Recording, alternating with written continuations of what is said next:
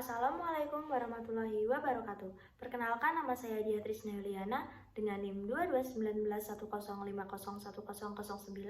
dari Prodi S1 Perencanaan Wilayah dan Kota Fakultas Teknik Universitas Jember. Di sini saya mendapatkan tugas untuk mempresentasikan tugas saya dari PPT yang bertema apa sih yang dimaksud dengan teknologi informasi itu.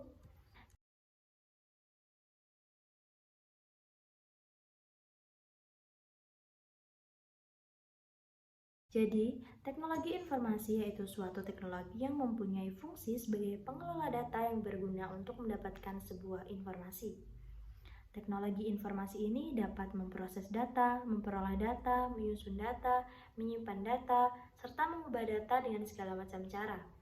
Dengan tujuan untuk mendapatkan segala macam informasi yang bermanfaat dan berkualitas. Kemudian, coba pikirkan, jika manusia di muka bumi ini hidup sendiri, apakah bisa? Manusia di sini sudah dikodratkan sebagai makhluk sosial, sehingga kemungkinan besar makhluk sosial tersebut saling membutuhkan bantuan antara manusia satu dengan manusia yang lain dalam segala aspek kehidupan. Kemudian di sini ada fungsi teknologi informasi yang pertama yaitu capture, yang dimana dilakukan pemindaian terhadap data atau informasi. Yang kedua yaitu ada storage, yaitu data atau informasi yang didapat tersebut disimpan di dalam bentuk suatu media, misalnya di flash disk. Kemudian ada processing, yaitu mengolah data untuk diproses dan dijadikan sebuah informasi. Pengolahan data ini dapat berbentuk pengubahan data, menganalisis kondisi, menghitung jumlah data, serta menggabungkan data. Kemudian ada transmission, di mana data atau informasi dikirim dari suatu lokasi menuju ke lokasi lainnya dengan menggunakan bantuan jaringan komputer. Kemudian ada retrieval atau pencarian atau juga disebut dengan research, yaitu melakukan penelusuran untuk memperoleh kembali atau juga menyalin data informasi yang sudah disimpan. Kemudian ada generating.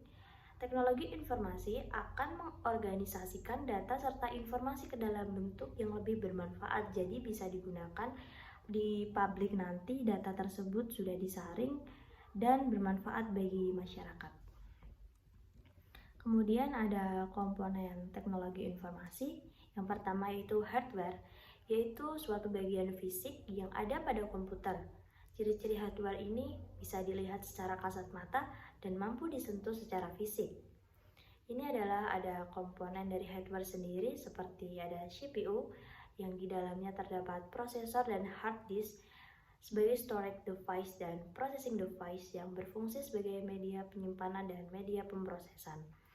Ada monitor yang fungsinya sebagai media penampil atau output device agar bisa dilihat oleh pengguna.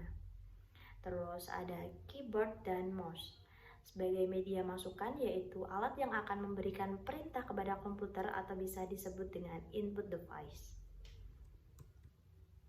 Kemudian yang kedua dari komponen teknologi informasi adalah software, yaitu sebuah program aplikasi yang dibuat oleh developer yang berfungsi untuk mengoperasikan atau menjalankan suatu perintah. Secara tidak langsung, software ini bisa dibilang sebagai perangkat yang menggerakkan hardware agar bisa bekerja. Contohnya itu ada Windows, iOS, dan lain sebagainya. Kemudian yang ketiga itu ada brainware, yaitu seseorang atau manusia yang mengendalikan perangkat pada komputer. Yang keempat ada data dan informasi. Jadi di sini aku bedain antara data dan informasi. Data sendiri lebih cenderung ke penjelasan singkat atau sebuah gagasan yang belum menjelaskan sebuah peristiwa atau hasil suatu kegiatan. Sedangkan informasi sendiri adalah suatu hasil pengolahan dari data yang dapat digunakan sebagai alat pengambilan keputusan. Kemudian di sini ada dampak adanya teknologi informasi di era milenial. Jadi kebanyakan para remaja yang hidup di era arus globalisasi sekarang ini tentunya pasti paham bagaimana sih cara memfilter atau menggunakan teknologi informasi tersebut, atau kita bisa membedakan mana yang baik dan mana yang buruk. Jadi di sini aku akan menarasikan apa sih dampak positif tentang teknologi informasi ini, dan apa sih dampak negatif buat kita atau buat remaja-remaja yang ada di era globalisasi ini. Yang pertama yaitu ada dampak positif. Dampak positif sendiri aku bedakan ada 4, yaitu di bidang pendidikan, di bidang kesehatan, di bidang transportasi, dan di bidang perbankan. Di bidang pendidikan sendiri, teknologi informasi telah mengubah proses pembelajaran menjadi konvensional. Jadi zaman dulu sebelum ada teknologi informasi, pembelajarannya itu masih manual, yaitu dengan menggunakan papan tulis, mungkin penjelasan secara langsung tatap muka terhadap antara guru dan siswanya. Dan sekarang kita jauh lebih baik daripada dulu, karena sekarang telah ada di teknologi informasi tersebut, sehingga pendidikan lebih mudah dijangkau meskipun dari jarak jauh, meskipun dari jarak dekat, kita menggunakan sebuah teknologi pemanfaatan tersebut. Yang kedua yaitu ada di bidang kesehatan. Teknologi di bidang kesehatan ini berfungsi sebagai alat penyimpan rekam medis pasien, sehingga memudahkan tenaga kesehatan untuk menjalankan tugasnya. Yang ketiga yaitu ada di bidang transportasi. Teknologi informasi dapat mengoperasikan segala macam alat transportasi dalam pengoperasiannya, khususnya pesawat terbang dan alat transportasi lainnya. Kemudian yang keempat di bidang perbankan. Di bidang perbankan ini terdapat fitur m-banking yang sekarang ini mungkin telah digunakan oleh masyarakat luas.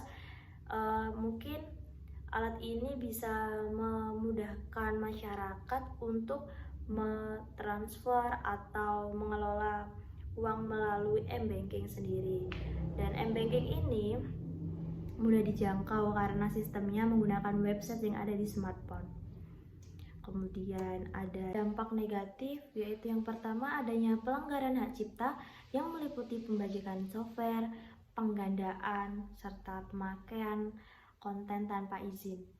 Yang kedua adanya kejahatan cyber, di mana kejahatan cyber ini dilakukan secara online oleh para pembajak dengan memanfaatkan teknologi serta jaringan internet atau komputer.